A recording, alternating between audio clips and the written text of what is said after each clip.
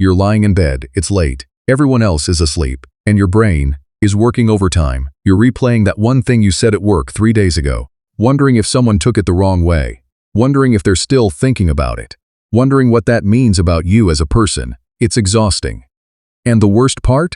You know it's irrational, you know it, but you can't stop. That feeling, that loop, that's not weakness, that's not you being broken, that's something far more ancient than you realize. Let me explain. Imagine you're walking through a forest 10,000 years ago, no phone, no shelter nearby, just you, the trees, and a world that actively wanted to kill you. In that world, the people who survived weren't the happiest ones. They weren't the most optimistic. They were the ones who noticed danger first. The ones whose brains screamed, what if something goes wrong before anything went wrong? Those people lived. They passed down their genes. And somewhere in that long, unbroken chain of survival, you were born. Your brain didn't get the memo that the forest is gone. This is called negativity bias. Psychologists have studied it for decades. And what they found is both fascinating and oddly comforting. Your brain is literally wired to weigh negative experiences more heavily than positive ones. A harsh comment lands harder than 10 compliments. A bad day can cancel out a great week. Not because you're dramatic, because your brain is doing exactly what it was designed to do, protect you. The problem is, it can't always tell the difference between a predator in the wild and a passive-aggressive email from your boss. So here you are. Modern life. Wi-Fi. Coffee. And a brain that still responds to mild social discomfort the way your ancestor responded to being chased. Think about the last time you had a good day, genuinely good. And then one small thing went wrong. A short reply for friend, a plan that fell through, a look that seemed off. Did the whole day collapse into that one thing? That's not pessimism. That's not you being negative by nature. That's your threat detection system doing what it was built to do. It scans, it finds, it amplifies. Because in another era, missing the danger sign once could mean everything. But here's where it turns on you. When there's no real threat, when life is actually fine, the brain doesn't just go quiet. It goes looking. It manufactures worry out of silence. It turns uncertainty into catastrophe. It takes a blank expression on someone's face and writes an entire story about what it means. Psychologists call this rumination. Not just thinking, looping, returning to the same painful thought, turning it over and over, looking for something you'll never find. Because the resolution you're searching for doesn't exist in your head.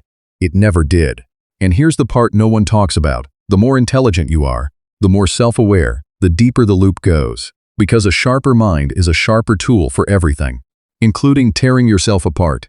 You don't just think the negative thought once. You analyze it. You build arguments for it. You debate it. You find evidence. You find counter-evidence. You exhaust yourself fighting your own mind. And somewhere in all of that, you start to believe that the negative thoughts are more real somehow, more honest, more accurate than the good ones. There's a name for this too, depressive realism. A strange phenomenon where people experiencing low mood sometimes perceive reality more accurately in certain narrow ways, without the rosy filters that optimism provides. For a long time, scientists thought that meant negativity was truth. But they were missing something. Accuracy without context isn't wisdom. Seeing the worst-case scenario clearly doesn't mean the worst case is coming. It just means your brain is working without its buffer. Like driving a car with no shock absorbers. You feel every bump in the road, but that doesn't mean the road is worse than everyone else thinks. It just means the ride is harder for you. You are not your thoughts. Read that again, slowly. You are not your thoughts. The negative voice in your head, the one that catastrophizes, that replays, that whispers what if at 2 a.m., that voice is not your identity. It's a pattern.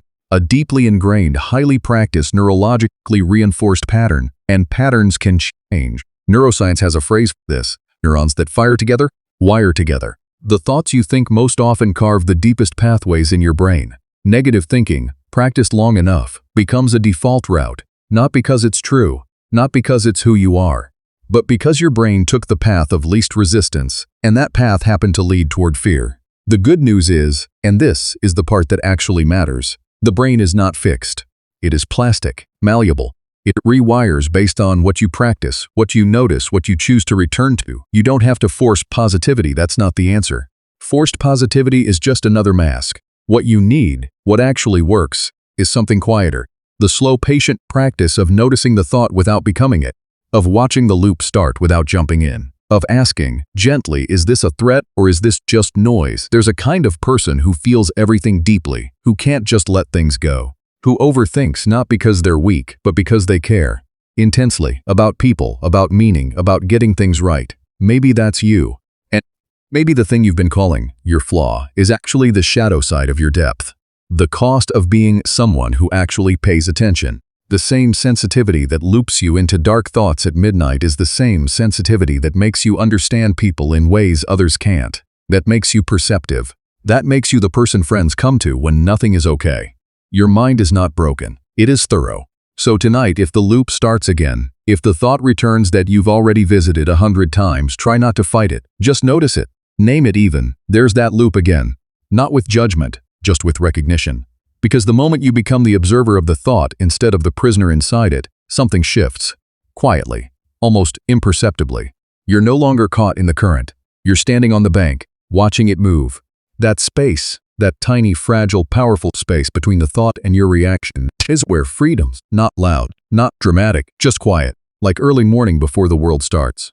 You've been doing this long enough. Maybe it's time to rest, not by stopping the thoughts, but by no longer letting them decide who you are. You're still here after all. That's not nothing. That's everything.